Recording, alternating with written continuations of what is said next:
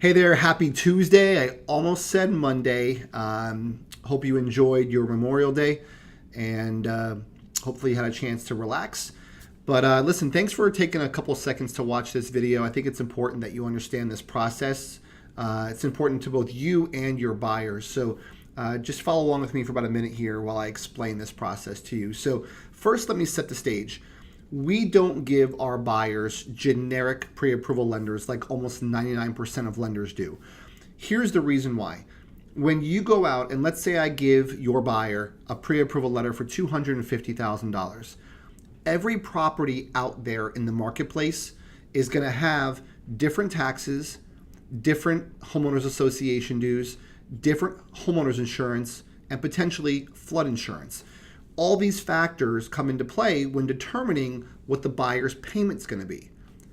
And a buyer's pre-approval is determined off of their payment because everything in our world is based on debt to income ratios, right? And every program, whether it's conventional or VA or FHA, has certain ratios that the buyer can go up to based on their qualifications. So how in turn can we give out a generic pre-approval letter for $250,000 when the payment on every one of those homes out in the marketplace for $250,000 is going to be different, right? So if you or your buyer are walking around with a generic pre-approval letter that says I'm good for $250,000, that potentially is a bomb waiting to explode. All right, because what happens when you go out and get a contract and you put an earnest money deposit out there, your buyer's psyched, they're ready to rock and roll, and then all of a sudden you bring that back to the lender of the contract, and now all of a sudden, oops, there's a homeowners association due that's higher than expected, or the homeowners insurance is higher than expected, or the taxes are way out of whack. What happens then, right? You're already down the road. So here's what we do. We pre-approve people up to a maximum payment, okay? Because that's what the ratios are based on. And so we're going to give you this max payment, and then off of that, we have to plug in certain numbers like the purchase price, taxes, and insurance, and HOA. And that'll all feed into to make sure that the payment on that specific home they're looking at is less than the max payment we approved them for. And so what we do is we give you access to this system where you as the realtor can log in, put in the purchase price, put in the property taxes, and put in the HOA dues, and you can print your own pre-approval letter.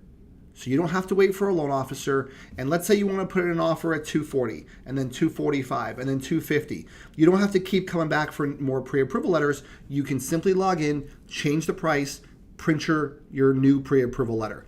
Here's the other really important aspect that I think you're going to love is, look, buyers cheat on realtors. They also cheat on lenders, right? So don't feel bad. But listen, buyers cheat on realtors. And so if we give your buyer a pre-approval letter and they go out and find a property on Zillow, or they go out and look at a for sale by owner or an open house without you, they can go ahead and put an offer because they already have their letter, right?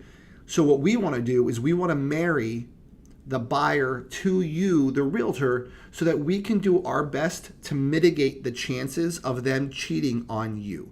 So we keep the control in your hands, okay? So you, as the realtor, are the only one that can print the pre-approval letter. They will have access on their end to run scenarios so they can see what the payment's going to be and also what their cash to close will be. But what they don't have access to is printing that pre-approval letter. Only you do as the realtor.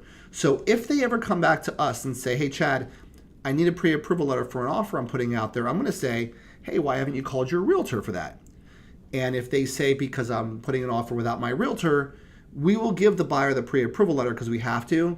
But guess who our next phone call is going to be to? That's right, to you, to let you know that, hey, look, your buyer's cheating on you. You should probably reach out to them. So look, we can't completely mitigate the risk of a buyer cheating on us. If we could, we would do it for ourselves, right? We can't. But we can do our best job to lower that possibility, eliminate that as much as possible. So there's also a little link below this video where you can click on it and you can see a little preview of what the back end of this system that we use called SteadKey looks like. And just another thing that we've put in place for you, the realtor, to better our partnership with you and bring as much value to you as we possibly can. So hope you're having a great day. Thanks so much for giving us the opportunity to work with you and your buyers. We greatly appreciate it, and we appreciate you. And until next time, have a fantastic day.